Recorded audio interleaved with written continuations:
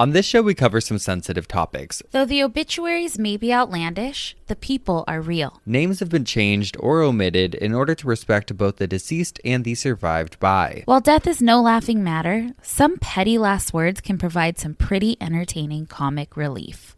Welcome to Obituary.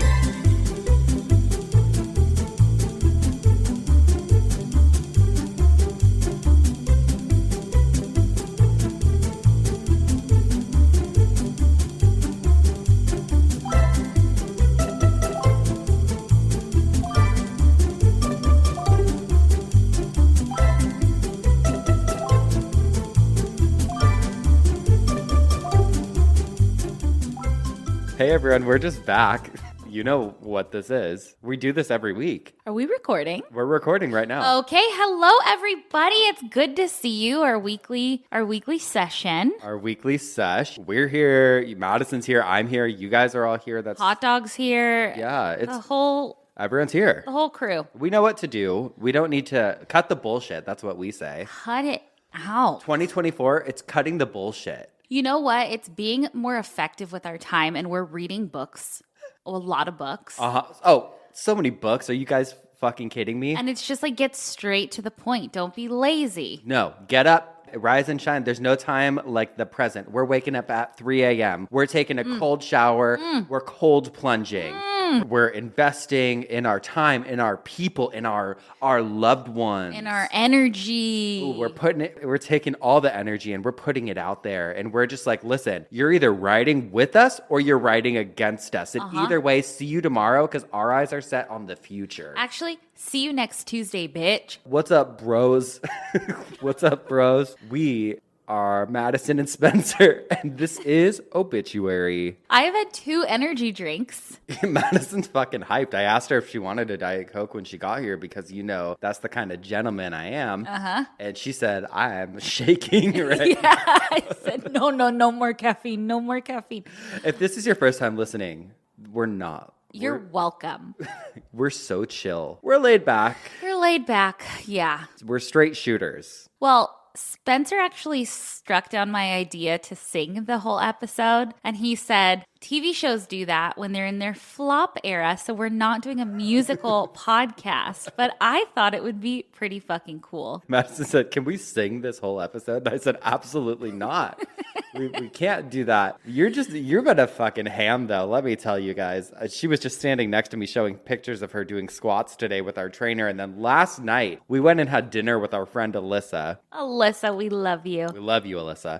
We went back to Alyssa's place after, and her husband's there. And I looked down at my phone for a minute, and then I look back up, and Madison is showing them videos of her doing deadlifts. I deadlifted 225, and they needed to see it. And then she said, pull up the before and afters I sent you. I said, no, I looked at you. I said, you have those pictures of my back? My back rolls? And then you showed them. You're like, look at the back rolls. And now look at them. Well, they're gone. If I could put them on our Instagram, I would. But We'll be banned.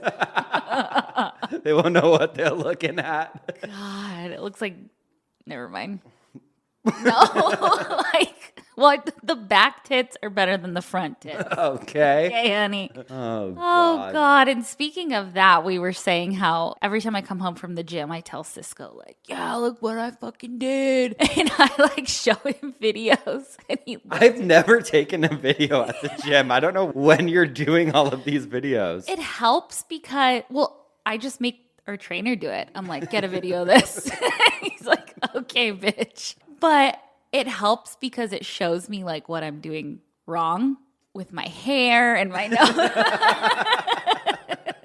But I was showing Cisco and he looked at me. He's like, you're a fucking dude. And I'm like, yeah, I am. And Spencer and I talk about it all the time. We're just dudes. We're just the boys. We're just the boys. I know we were talking about, I have this friend who's a hot blonde chick. And with big boobies and ditzy. And Madison and I are always like, she's our type. She is our type. We like a big-titted blonde, okay? Yeah. God. Anyway. Anyway. What's new, man? What's new is this weekend or last weekend, you flew up north Sure to go did. to Supercross. I did. And it was a muddy, rainy time. It was a mutter. And I got hot dog all weekend. You did. And she's just the best little girl. She had a great time. She was tired when she got yeah. home. I know she went straight up to her to your bedroom. To her room. To her room. To bed. I know the dogs were bummed when she left. Desi was just kind of walking around like, where'd she go? She had places to go, people to see. Mm-hmm. But yeah, no, I went to Supercross. It was super fun. I'd never seen a race quite like that. It was wild with the rain. And I think I might go again this weekend. You are just A fan. a fan. Really am. I know you were talking about it with Alyssa's husband last night, and I was like, yeah, yep. And I was like, I wasn't there. Like, I don't know. I don't know. You've been to a few of them now. They're fun. They are fun. You get it. You get why. Totally get why it's exciting and it's like fairly simple to follow. Yes. You know, it's not like baseball where it's like there's all these. No, there's no bullshit, okay? It's just who gets to the finish line. And that brings us back to our new motivation. We just want to bring this to the finish line eventually. So we should probably start moving into some stuff. Okay. All right. Well, I had a listener email that had me cracking up. Hey, Spencer and Madison, I found your podcast a few months ago and I'm hooked. I love the safe spaces you have created for all your Geoffs, and I've learned so much from your episodes. I'm writing in to share a story from my dear granny's funeral. In April of 2023, we said goodbye to our loving gran at age 94. Oh, good life. A good long life. Good long life. Our family was lucky that she had her funeral all planned out, including what music she wanted, the types of flowers, etc. She had even had everything paid for well ahead of her passing to take any financial pressure off of her children. The day she passed, a couple of my aunts and my mother and I were with her in the nursing home during her final hours and had been looking through the notebook in which she had all her funeral arrangements written out. When we got to who would be acting as pallbearers, she had named a couple of her son-in-laws and a few of my male cousins. She also had written that if more pallbearers were needed, we were to ask some power men. We all had a great laugh at the image of our devout Roman Catholic granny being carried off by a bunch of scantily clad, muscle-bound men. Power men. What's a power man? I don't know. Muscly. Power lifters? Power lifters. Love it. Eventually, we figured out that she must have meant some of her relatives, Power being the last name of some of her cousins. Oh, got it. I thought you all might enjoy this story as well, and feel free to read it on an episode if you think it's worthy. Thanks again for all your hard work. Love, Shannon. I love it. I want power men carrying my casket. You'll be the power man. Yeah. It's actually why we're working out. It's because we know that we'll probably be the only person at each other's funeral. Yeah. God. Well, I'll squat your... Squat my casket. You're lucky I'm getting cremated. Oh, yeah. You're still doing cremation. You do some kettlebell swings with the urn. Ooh, perfect. I love it. Oh, God. Well, I have some assholes this week. And this first one says, am I the asshole because I left without saying goodbye after finding out about inheritance? Okay. Normally, I'd be like, oh, God, this person's going to be an asshole. But I don't know. Hear it out. Okay. I was visiting my dad and siblings in another country for the holidays, and I didn't say goodbye to my father or brother and his family after discovering they worked together to sign everything over to my brother, giving me and my two sisters 1% of my father's assets.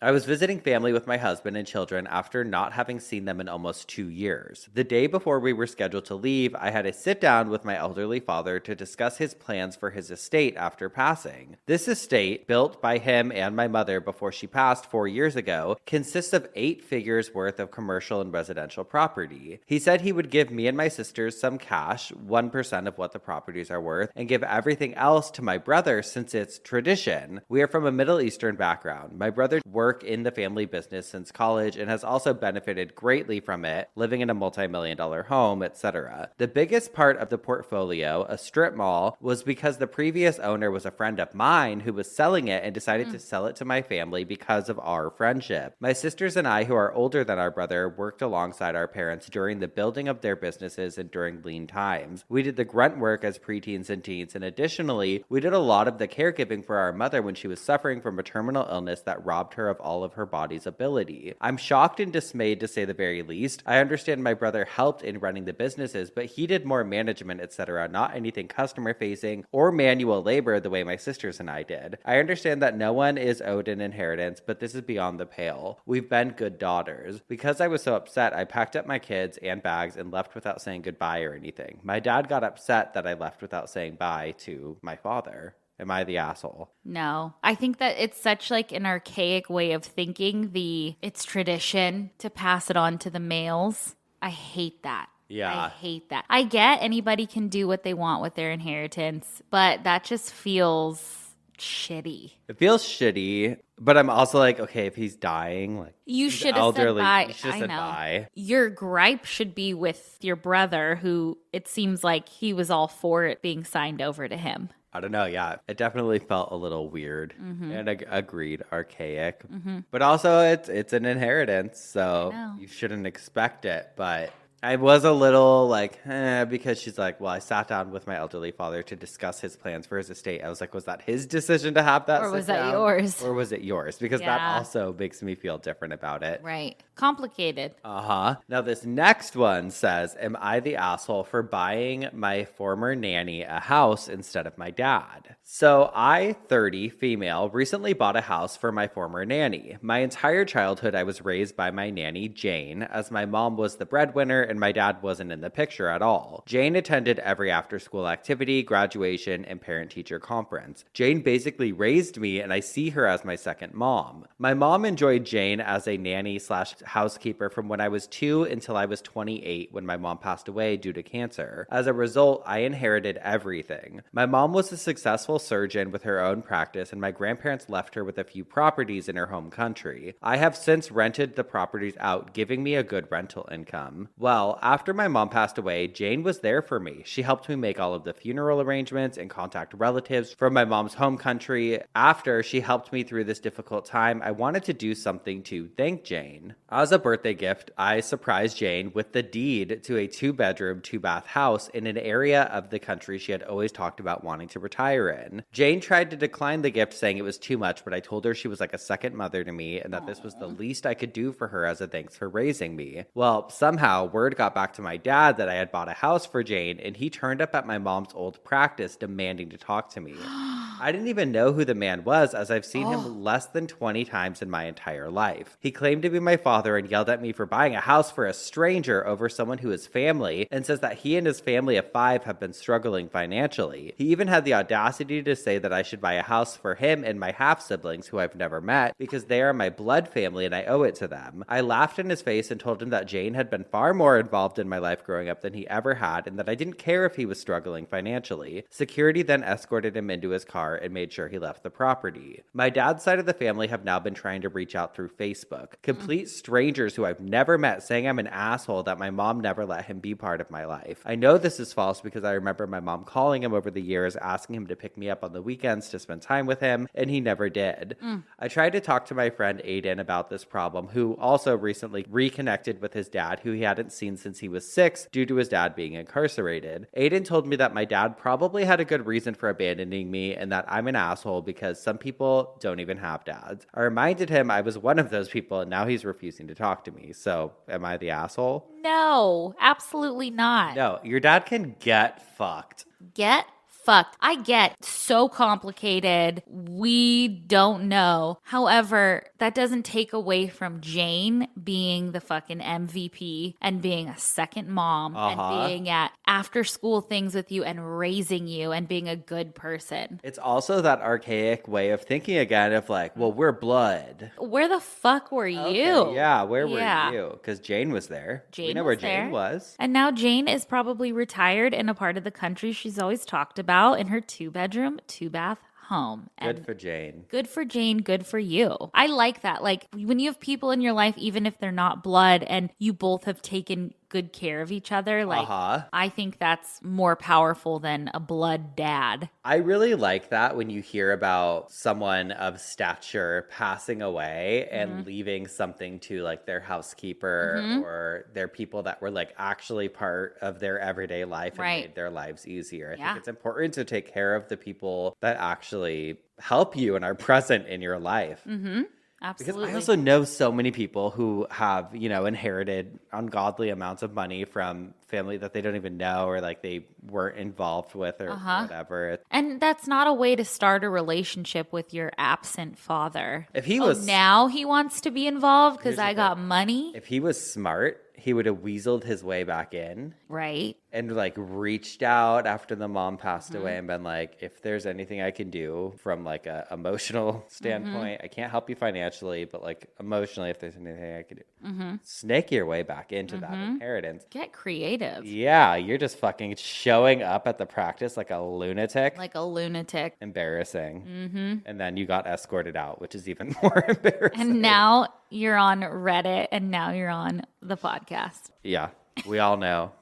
We all know what you did, sir. Yeah. He's the asshole for sure in that one. And the family members reaching out. That's the thing about death. No matter who you are, no matter how much money you have, no matter how much money you don't have, when people die, people will fight for a scrap of fucking anything. Vultures. You need to delete Facebook. I feel like that is when people come out of the woodwork. Oh, yeah. Oh, you know. They sure do. They sure do. Well, I am up first this week, which means you should have a little side bitch for us. I do. And as promised, if you follow us on Instagram at obituarypod, we did a live last week. And we were talking to some Geoffs, and someone was like, you guys should do an obituary for your gym that's closing. Oh my, you did it. I did. Oh my God, I can't wait to hear it. I did one. I had an AI write an obituary for our gym. Perfect. Okay. And it says, in loving memory of Jim Credible Gaines Gym. Jim Credible. I love it. I wish that's what it was called. With heavy hearts and sore muscles, we bid farewell to Jim Credible Gaines Gym, a place that brought joy, sweat, and questionable fashion choices to fitness enthusiasts near and far. Oh. It just started coming for us. I don't know. Born out of the ambitious dreams of sculpted bodies and six-pack aspirations, the gym met its demise after years of valiantly attempting to defy the laws of gravity and aging.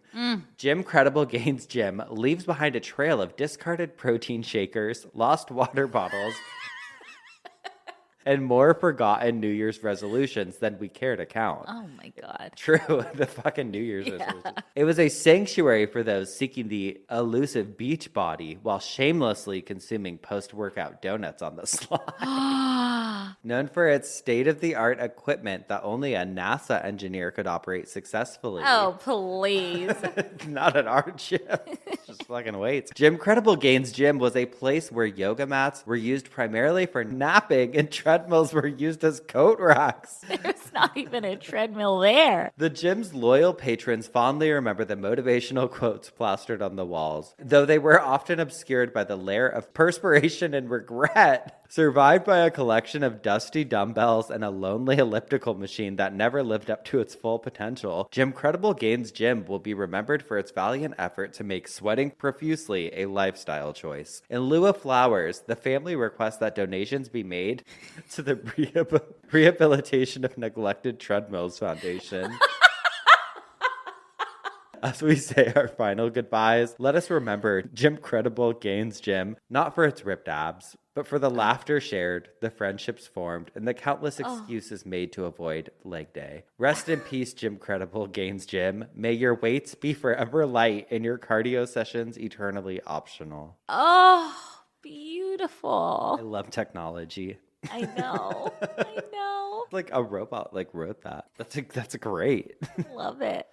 So I called my parents. I was talking to my dad, and he was like, there is a cat that got into the house that's living in your old room, and I can't get it out. And so when I was there, I went into my childhood room, and there was a treadmill in there that I had bought years ago, swore I would use it, and it's become like a coat rack.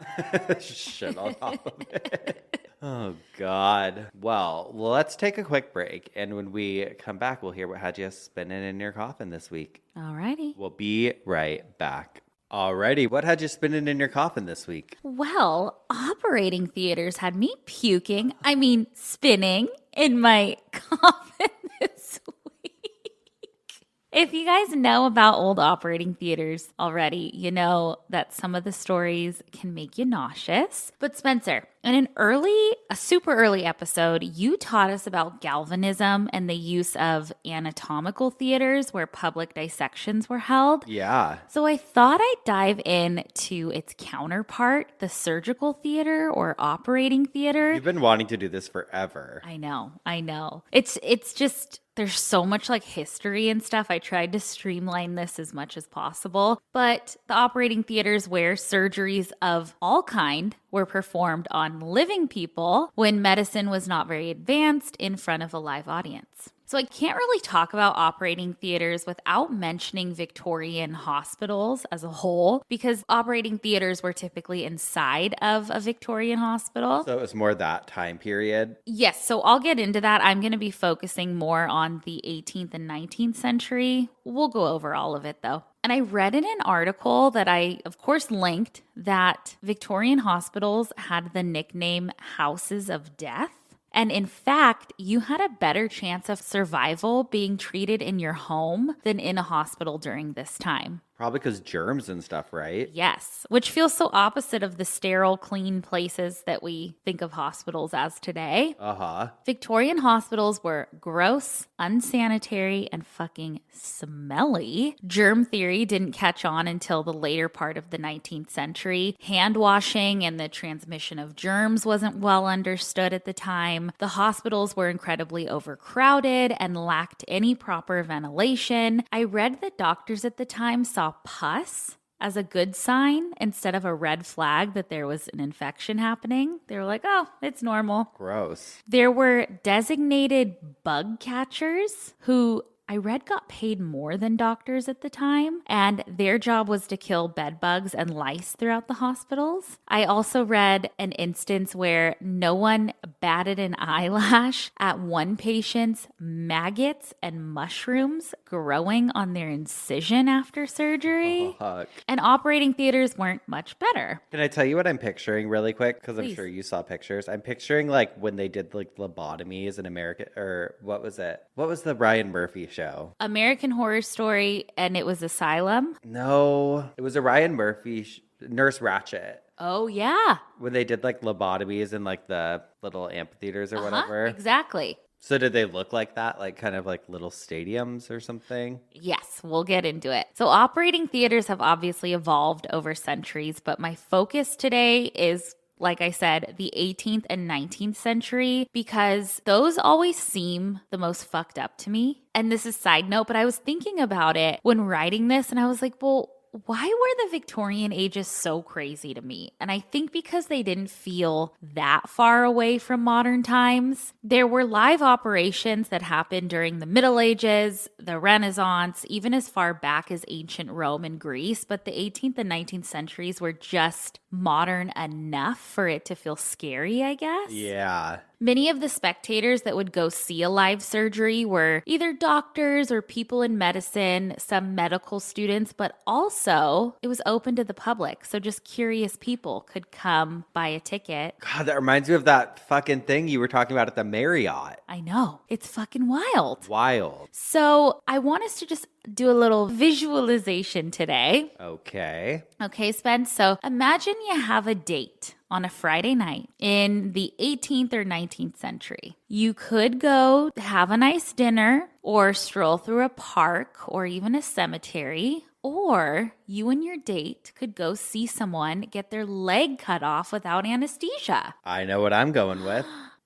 Me too. And this wasn't a far off choice if you lived during the time of, Before we knew it was exploitative. right. But it was like, you have to think this time, like medicine wasn't, it was like just on the cusp of becoming super modern and like advancing, and people were fucking curious. Yeah. And these operating theaters were literally in a theater and it was a full blown show. Okay. So literally you and, Set off pyrotechnics and shit before. well, there was live music. Really? So we're still visualizing. Okay. We're on it. It's a Friday night. You're on a date. Or even Friday, like afternoon, let's say. Okay, Like an nooner. afternoon. Yeah. Sure. So you and your date walk into this theater, you purchase a ticket, and then you enter a room with seats all centered around an operating table. It's an amphitheater. The lights are dim, or there's no lights at all, and the only light is from a skylight. There's also a bunch of candles lit, and those were to mask the horrendous smells that you were about to experience. And then soft live music played as well.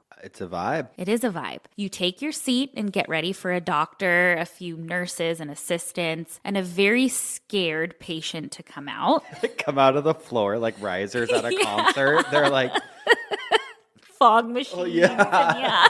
Once the stage is set, a doctor begins operating on his patient, and you can see and smell and hear the whole entire fucking brutal thing. Operating theaters were typically packed to the brim with people in their normal street germ-ridden clothing. So like it was, you're on a date, you're in your clothing, you're not having to put like any scrubs on or anything like that. Everyone just breathing on top of each other like a fucking concert, trying to see. Oftentimes there was barely any room for the surgeon to even conduct his operation. And it was typical for the patient to be sat up most of the time, sometimes laid down, but a lot of the time sat up. And they were almost always strapped in with straps because your natural response to pain is to move around and run from it. A patient also may have a leather strap in their mouth to bite down on to help with the pain. Ugh. Or they were given a physician's stick. And I kept Googling this. And if any of You ever got one of those? well, no, if any of you wear makeup, Physicians Formula is like a makeup brand. And so I kept typing in physician stick, and makeup just kept popping up. But it's like a wooden stick that they would hold in their mouth and bite down on. Shit. And again, we're talking about this pre-modern anesthesia. Anesthesia we'll get into when it was brought about, but this is pre-modern anesthesia. So the stage floor we have to talk about. It was covered in sawdust to soak up any blood, guts, really any bodily fluid that flew Like out. a pizza parlor. Yeah. Do you ever go to a pizza parlor that had sawdust on the floors? No, I've been to, that there's that rib place over here that has like peanuts all over the floor. Oh, yeah. No, not sawdust though. Yeah. Okay, but you'd also most likely see a bucket or a box full of sawdust close to the patient to place their body parts after they were taken out. That's crazy. The nickname was blood box. Shit. The most common surgery that you would see would be an amputation, but other surgeries like trepanation happened in these. Oh, we know about that. We know a thing or two about We trepanation. should do. Lithotomies, which were removal of bladder or kidney stones, wound and injury repairs, births and any gynecological surgeries, cataract surgery. It's your fucking eyeballs. That freaks me out. Yeah. Dentistry, you name it. All of these things happened in a public operating theater. So anesthesia was not readily used until the mid to late 1800s. I believe like 1846 was the first time it was used. And any sort of hygiene was rarely practiced. Surgeons washed their hands after surgery because what they had just done, the surgery was fucking gross, but scrubbing in before surgery was not a thing. And then speaking of scrubbing, scrubs were not a thing either. A surgeon would perform surgery in his normal street clothes as well. No gloves either, but also he added an apron to protect his street clothes from the blood and guts. And that apron was usually hung up after surgery, not washed, and then reused over and over again. And during my research, I learned that doctors actually wore dried blood and guts on their apron as like a badge of honor. Their tools that they used during surgery weren't cleaned in between surgeries either. So it was just like most people died because of infection. Yeah. Just wild. For sure. Horrifying. If a patient was lucky enough to have some kind of relief, he would get to sip on some alcohol before the surgery or be given some type of opiate to like numb him out. But because of this, surgeries had to be fast and doctors had to be super strong, which is why I want to focus on a man named Robert Liston. This is fucking wild. He was born in 1794 in Scotland, and at 14 years old, he attended the Edinburgh University Medical School, and by age 20, he was a house surgeon at the Royal Infirmary. He continued his education, wrote books, and was known to care pretty deeply for his patients. He knew that speed was the difference between life and death during surgeries. Now we obviously think differently because we have anesthesia, proper ways to replace lost blood, all of that. But at the time, you needed to get it done fast. I read that a surgeon during that time would lose 1 in 4 of their patients, but Robert had a better track record. His average was 1 in 10. Pretty good. Yeah, what was he doing differently? His speed. He was so fast. He became incredibly famous for that speed and his showman-like spirit. His nickname was the fastest knife on West End. Hell yeah. Because no one could perform an amputation quicker. His average time to remove someone's limb was about 2.5 minutes, which was like 10 times faster than the average at the time.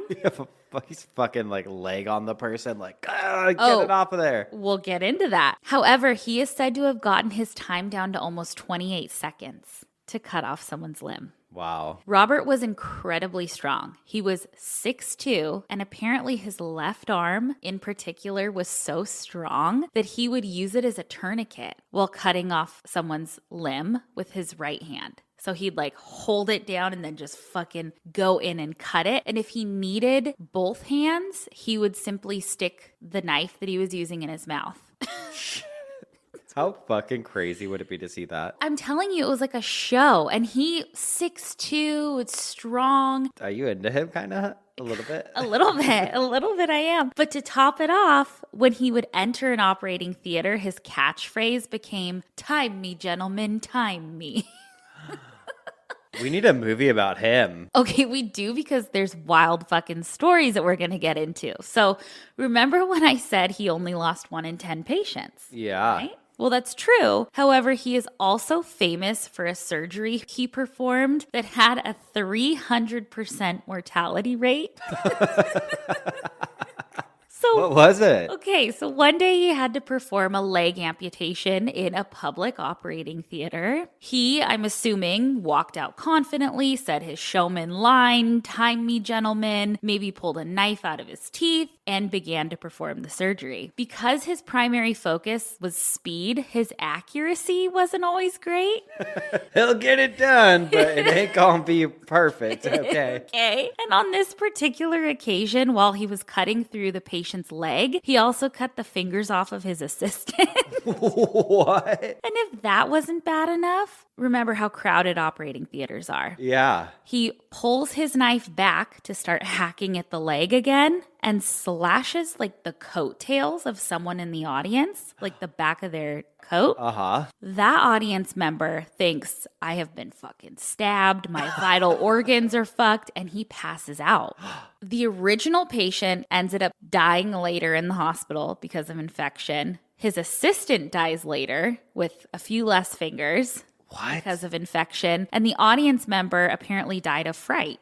Whoa. But another notable surgery of his in an operating theater happened when he was again amputating a leg and accidentally amputated the person's balls too. Oh, His accuracy wasn't good. He'd get it done quick. And that particular surgery was when he got his best time down to 2.5 minutes. So it was a personal record for him. Oh, I'm glad he hit his PR. Well, yeah, I mean, listen, he amputated a leg and some balls in 2.5 minutes. Also, something not in an operating theater that happened was when he was helping a young boy in the young boy's home, and he wanted to remove a skin tag from the boy's neck. He removes it super fast, and the skin tag ended up being an aneurysm in the boy's carotid artery. The boy bled to death. You know what I really question is this guy's fucking vision, okay? Because he's fucking chopping off people's fingers, he's chopping off balls, he's chopping off fucking whatever. Okay, I know. Despite all of this, his fatalities, he's still regarded as a great surgeon. Another public surgery that he performed in an operating theater was the first of its kind. He was the first person to ever perform a public surgery using modern anesthesia.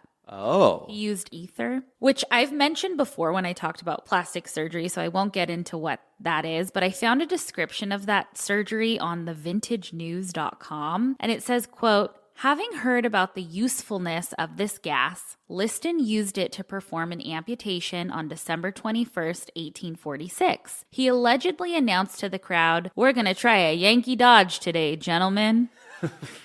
The patient, Frederick Churchill, needed to have his right knee amputated. He was given ether, which made him pass out, and then Liston removed the limb in an astounding 25 seconds. When Churchill eventually came around, he asked when the operation was going to happen, eliciting much amusement from onlookers. Apparently, the patient was so upset by this response that he shouted, "Take me back, I can't have it done." But he was just hopped up on the anesthesia. He had already had his knee amputated. Jeez. But everybody in the fucking audience was laughing at him. Assholes. So anesthesia really changed operating theaters, or at least the public spectacle that they once were. As hygiene, surgical methods, and pain management progressed, the drama, the spectacles, and screams decreased, which made it not as exciting to view public surgeries. People were kind of like, boring. How you know? We're just a fucked up society. We've always been. Yeah. We always will be. Fucked up. What also changed public operating theaters was that our knowledge of germs, sterilization practices, infection control, and aseptic techniques like hand washing, sterile dress, sterile tools, and having a sterile environment changed. One way to control that was to not have surgeries in a public setting where anyone and their fucking mom could spread illness. Also, medical ethics and patients' rights started to evolve in the late 19th and early 20th century, where the emphasis became to care for a patient in a very controlled and discreet setting. Today, a private operating theater is the standard. However, if you wanted to take a visit to an old public operating theater, I have two that are still around. Really? Not used for public surgeries, obviously, but we should have known when we were in Philadelphia, because America's oldest operating theater is there. On their website, I'll link it, it says, "The top floor of Pennsylvania Hospital is the home of the nation's oldest surgical amphitheater, which served as the operating room from 1804 through 1868. Surgeries were performed on sunny days between 11 and 2 p.m. since there was no electricity at the time. The surgical amphitheater seats 180, and with those standing, up to 300 people might be present during any given surgical operation." And then in London, I watched some videos of the London operating theater. It's called the Old Operating Theater Museum and Herb Garret. And their website says, "Housed in the attic of the early 18th century church of the Old St. Thomas Hospital, this atmospheric museum offers a unique insight into the history of medicine and surgery. The original timber-framed herb garret was once used to dry and store herbs for patients' medicines, and in 1822, an operating theater was included. Predating anesthetics and antiseptics, it is the oldest surviving surgical theater in Europe. Access to the attic is through a narrow 52-step spiral staircase." Pretty cool. It is cool. And that's operating theaters. I mean, there's so much more to get into with it, but I would have lost you guys. I would have lost myself. Oh, God, would have needed some anesthesia to get through it. Yes, through it, I know. No, I love it. I think it's very interesting. It's so old school. So old school. God, well, we'll let you think about that while we take one more quick break. And when we come back, I'll tell you what had me spinning in my coffin this week. We'll be right back. And we're back, Spencer. What had you spinning in your coffin this week? Well, I cannot tell a lie. I was shaken in my coffin this week as I learned all about being scared to death. Oh, okay. This was prompted. Do you ever see those videos on the internet of people like walking down the street and then someone dressed as a bush or whatever pops out and scares them? Right. Scares the shit out of them. I love them. Mm-hmm. When they fall, I'm sorry. I just can't handle it. I love it. I love to see it. I love to see it. But I saw somebody had like comments on one of them, like, that lady just ate shit. Like, that's a lawsuit or whatever. And I started thinking about it because I've wondered about it before. Like, what would happen if somebody did indeed die from just pure shock? I'm not sure it's ever happened in one of those instances, but it absolutely can and has happened just in general. Well, honey, it happened at the operating theater. Yeah, apparently. Okay, I'm excited to learn about it. Yeah, you can actually be scared to death. The phrase scared to death is often used metaphorically to describe extreme fear or shock. However, it is technically possible for intense fear or stress to contribute to some serious health issues. The physiological response to fear involves the release of stress hormones such as adrenaline, which can have various effects on the body. A lot of this felt similar to me as the cardiomyopathy. The broken heart. Okay. Yeah, that episode, similar vibe. But I was reading an article on scientificamerican.com that talked about a specific case in which somebody was scared to death. And that same article, they did an interview that helped break down exactly how this can happen. So I wanted to get into that. And it says, quote, a Charlotte, North Carolina man was charged with the first-degree murder of a 79-year-old woman whom police say he scared to death. He was charged with the murder? Yes. In an attempt to elude cops after a botched bank robbery, the Associated Press reports that 20-year-old Larry Whitfield broke into and hid out in the home of Mary Parnell. Police say he didn't touch Parnell, but that she died after suffering a heart attack that was triggered by terror. Can the fugitive be held responsible for the woman's death? Prosecutors said that he can under the state's so-called felony murder rule, which allows somebody to be charged with murder if he or she causes another person's death while committing or fleeing from a felony crime, such as a robbery, even if it's unintentional. That makes sense. It does. I mean, that's like a shitty fucking circumstance, you know? But you're in her home. Yeah. Medically speaking, someone can actually be frightened to death. And in the article, they spoke to Martin Samuels, who's the chairman of the neurology department at Brigham and Women's Hospital in Boston. And so they go on to this interview and he explains that the body has a natural protective mechanism called the flight or fight response, which was originally described by Walter Cannon, the chairman of Harvard University's physiology department from 1906 to 1942. If in the wild an animal is faced with a life-threatening situation, the autonomic nervous system, like the involuntary nervous system, responds by increasing the heart rate, increasing blood flow to the muscles,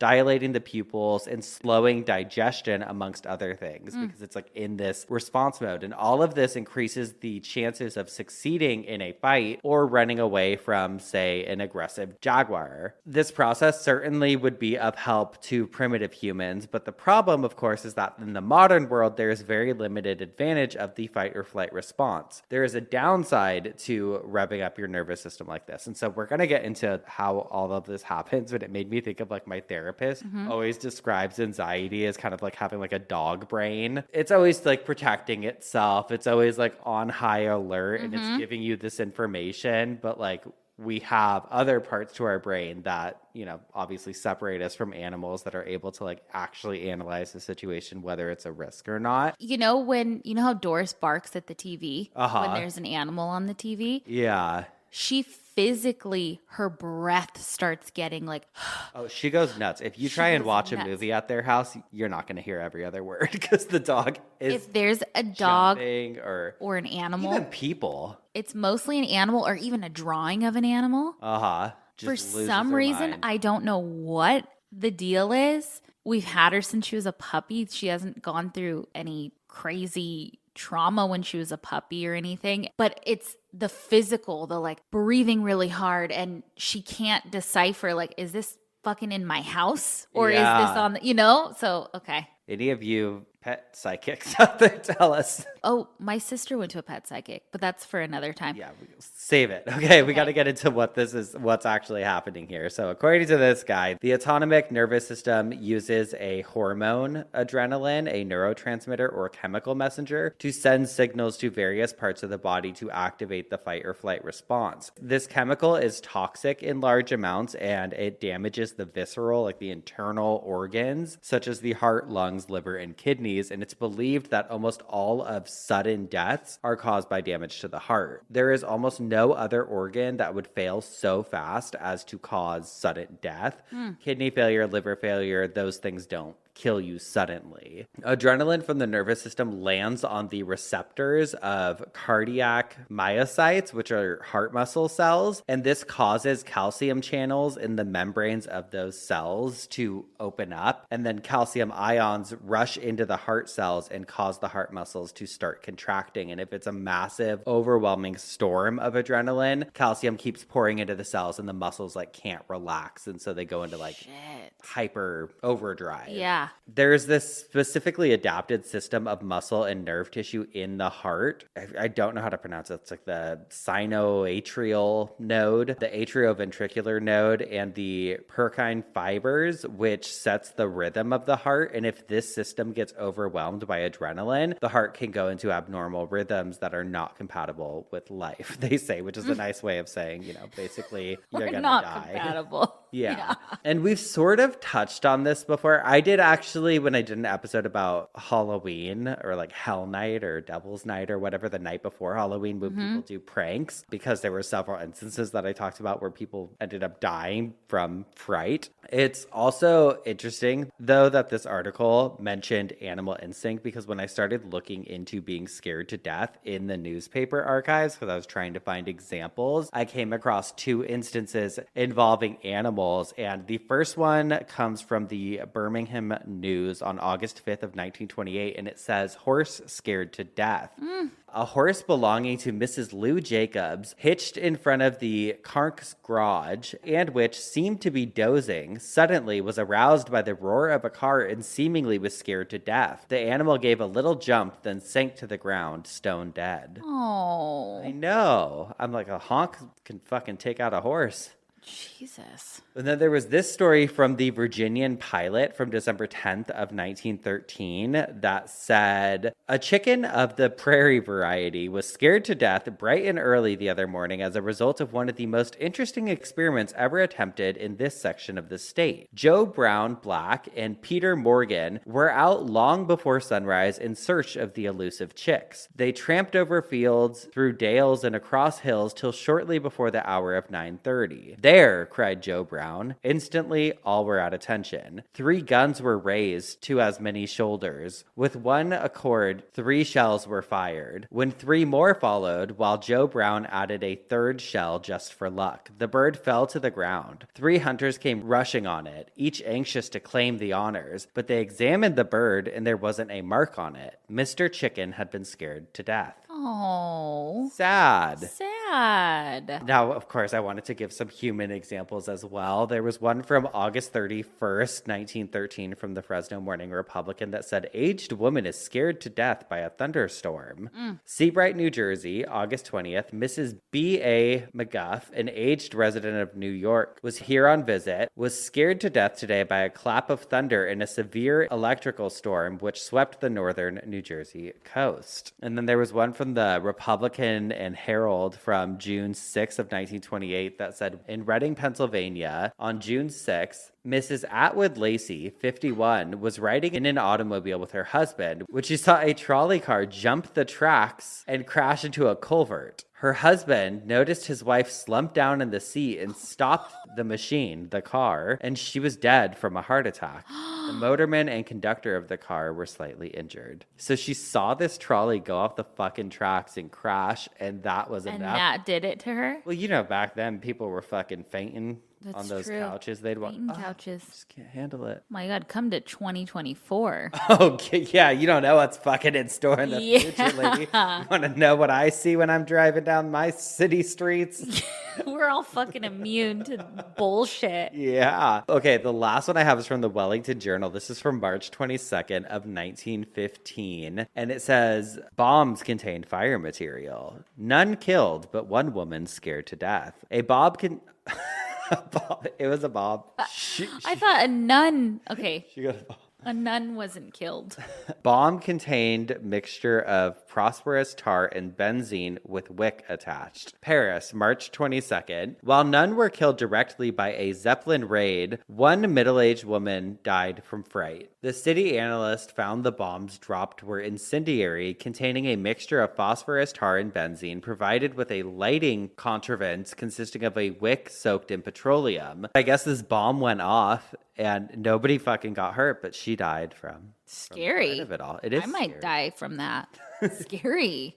But it's interesting to think about because I feel like we've all felt those moments when you're walking somewhere late at night or something, or you're in a parking garage by yourself and you get this kind of rush of adrenaline, like I could flip a car if I needed to. Or like our trainers talked about that before with how much weightlifting is just this mental thing, like So how much of mental. it is mental. Yeah. And he's like, that's why, you know, when a mom's baby goes under a car, they can just fucking lift the car or whatever because it's, you know, you're not thinking, do I have the ability to? It's just what you have to do in that moment. It's your fight or flight. I mean, yeah. I mean, really, it's letting that adrenaline into your body, but it's scary that if that went too far, well, you could die.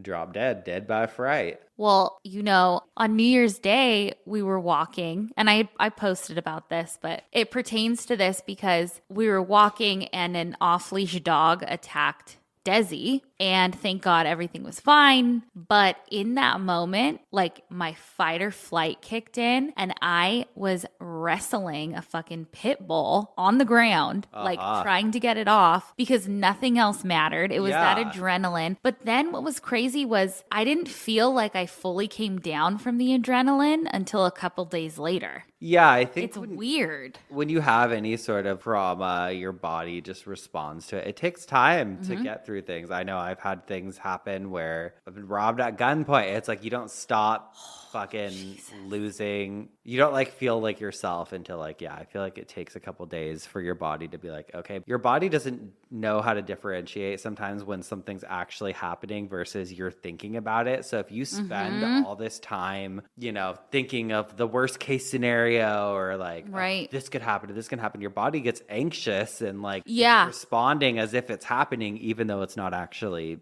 happening. It's just fucking wild. Cisco and I made it a point to like go on a walk the next day. Like we are not fucking gonna not do that. Yeah. And, like have anxiety around that. For sure. It's scary. It's scary what our bodies can do, but they're also impressive sometimes too. Pretty impressive, man. Speaking of impressive bodies, should we move into some obituaries that celebrate them? Let's do it. I actually found this guy on Legacy, just searching. His name's Larry, 74, passed away peacefully on January 2nd, 2024, at home, surrounded by his loving family. Larry was born June 26, 1949 in Oklahoma City to Imogene and Lawrence. The family moved to North Little Rock, Arkansas in 1954, where Larry grew up. He graduated in 1967 from North Little Rock High School, where he played football, ran track, and cultivated lifelong friends, some going back to kindergarten. He also attended the University of Arkansas and UALR before starting a family and began establishing his career. Larry had an indomitable spirit matched only by his exuberance for adventure and life. He also had an inquisitive mind that would take you to the outer realm of your usual and accustomed vocabulary in a most surprising way. He kept you on your toes mentally and conversationally. His exuberance and willingness to try anything has been recounted for years in stories that his family and friends will recognize immediately if you say the words fire hydrant, Ouija skiing, black leather jacket, skateboarding, pyramid sledding, or the purple clothes incident. Larry had a fabulous sense of humor, and his dry wit never failed to help make light of many rather critical situations. He had many near-death experiences before he was 21, the most serious being a broken neck that he sustained at a high school football pool party, which resulted in temporary paralysis. He recovered fully, and several years later, he was breakdancing by spinning on his head until his friends urged him to stop. Oh my God. Everyone was terrified. Later in life, he ran over himself with his own car and maintained that it was the car's fault.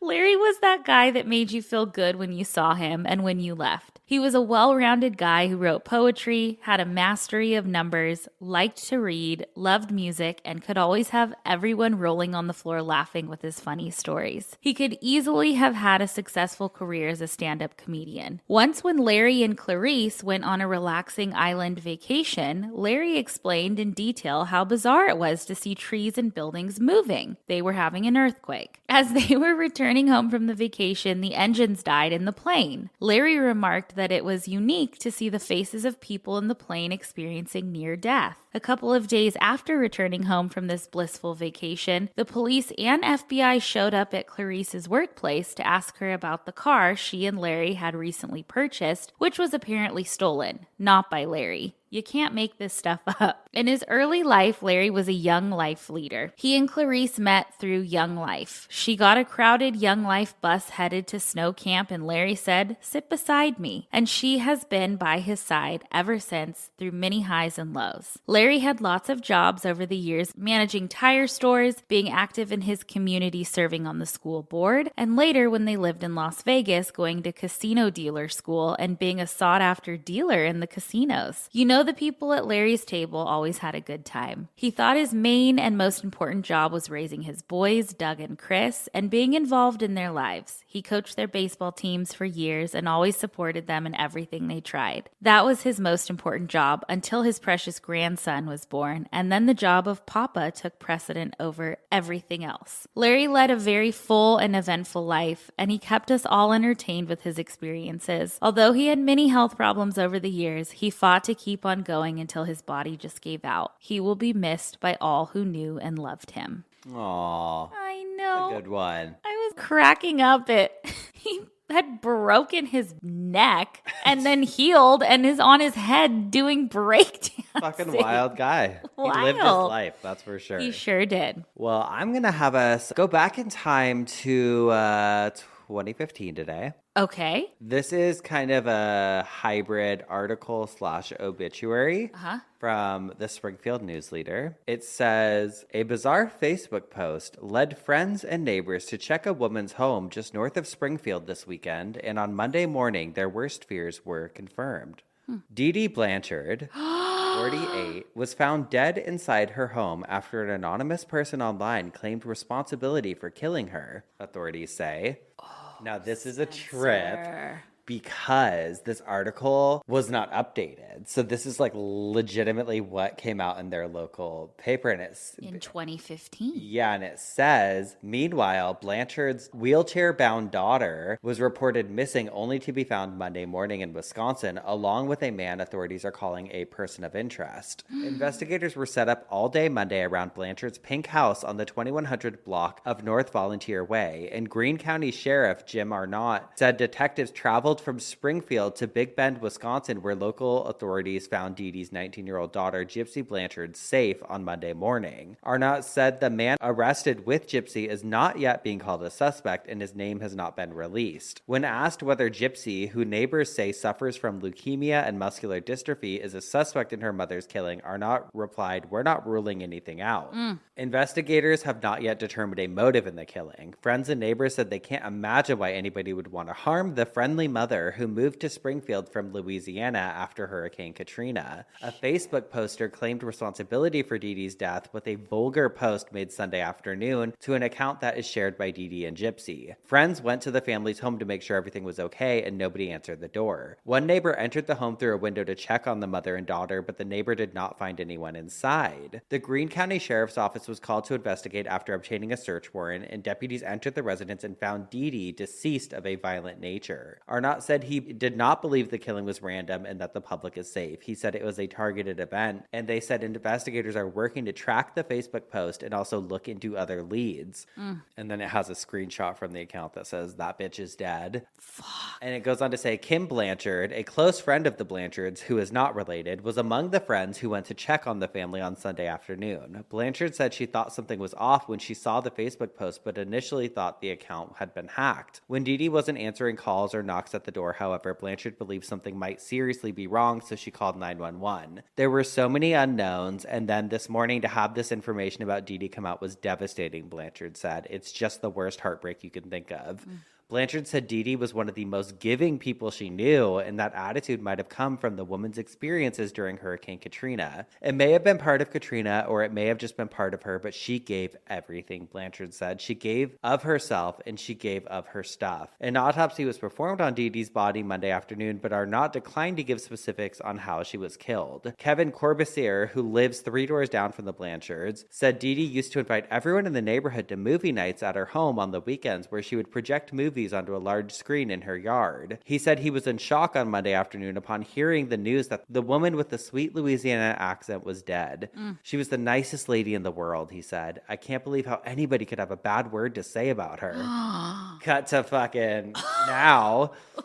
Other neighbors said she was always coming up asking if we needed anything from Walmart or wherever they were going. They're kind of like family to us. Carrie Akin said Gypsy always has an upbeat attitude despite suffering from muscular dystrophy and leukemia. Angelique Overlord lives around the block from the Blanchards, and she said her daughters used to attend movie nights at Dee Dee's house. She would bring us Christmas cards and cookies. She was just real giving. I don't understand why anybody would want to hurt her. Damn. Another neighbor, Cheryl Goss, said she had known the mother and daughter for the past 8 or 9 years, and they were very sweet people. Thank you, Jesus, Goss said upon learning Gypsy Blanchard had been found. The Waukesha County Sheriff's Department in Wisconsin set out a press release saying deputies located Gypsy after receiving a request from Greene County authorities to check on the residents in the village of Big Bend. More than 60 people attended a vigil for Dee Dee on Monday night in the square in downtown. Many of those in attendance said they knew Dee Dee through VisionCon, the gaming and sci-fi convention. The Blanchards are big fans of Star Wars movies, attendees said. Habitat for Humanity is urging local communities to support the family. The news is devastating for Habitat for Humanity, our community, and families, Larry Peterson, the executive director, said in a news release. Damn. Isn't it wild to hear that?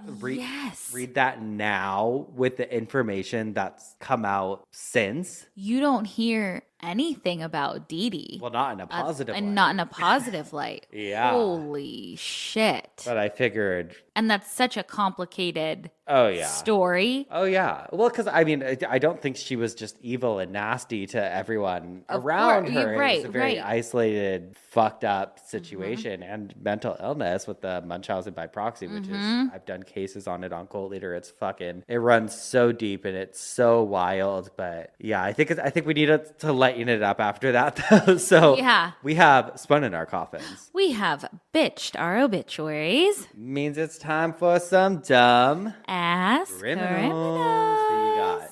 I have this woman. This is Donna Byrne, 53. She does not 53. That's a It's a rough 53. Rode hard, put away wet. Yeah, rode hard, put away wet. Well, she rode hard, honey. Did she? Rode hard. Okay, Ooh, this I wanna is. hear. Oh, she is a Florida woman. But this is from the Washington Post, November 4th, 2017. Nothing's unusual in Florida, a sheriff department spokesman said Friday. But some things, like a woman arrested this week for allegedly riding a horse while drunk down a busy highway, are still surprising. Around 3 p.m. Thursday, a passerby saw Donna Byrne, 53, on the horse, looking confused and possibly in danger, and notified officers. According to her arrest affidavit, sheriff's officers found Byrne on Comby Road near North Crystal Road in Lakeland, about 35 miles east of Tampa. We were just there. She smelled of alcohol and had red, watery eyes. When she dismounted from the horse, she staggered from side to side. Byrne had ridden the horse for about 10 to 15 mile stretch from Polk City. A spokesman for the Polk County Sheriff's Office said, "We haven't had a horse DUI that I'm aware of. We've had incidences of bicycle DUIs and motorcycle DUIs, so this was a different kind of thing. Whether an intoxicated person on horseback can be charged with a DUI or DWI varies from state to state." And she was charged. Dumbass. Could you imagine just on the highway? God. I feel bad for the horse. Yes. Well, he could have been scared to death on the highway. One honk of the horn. We've learned can do her in. Exactly. Okay. Well, I see your horse DUI. Okay. And I've got a woman who tried to get out of drunk driving a different way. Oh, no. This is a 56-year-old Swedish woman. Okay. From Örebro, Sweden. And this happened on October 30th of 2008. This woman was driving. She was intoxicated. It actually happened in 2007. These articles from 2008. But the incident happened in Sweden. Police were pulling over this woman for alleged erratic driving because they claimed her vehicle was swerving across all of the lanes on the road. Okay. And she would not pull over the police in pursuit for nearly 2 miles. When they finally did pull her over, they were like, it's very clear. You're drunk, honey. And she denied it because she said, "I drove with one eye closed to avoid double vision, and so I shouldn't be found guilty of drunk driving." Well, there is an excuse I've never heard. Yeah, that was her claim. She said that alcohol couldn't affect her driving because she kept one eye closed the whole time. Okay. Oh, dumbass. God, never drink and drive, never ride and drive, never bicycle and drive. Oh, it goes good. Just No. fuck it. In the day of Uber, come on. For real. There's no excuse. No excuse. Well, that I think is where we'll leave it for the week. Okay. But we'll be back next week We sure will. with some more coffin spinners Oh, and obituaries. and dumb Ask criminals. Everything you want to know, obituarypodcast.com. Buy our book, prh.com/obituary. Yep. Okay. Goodbye. Goodbye.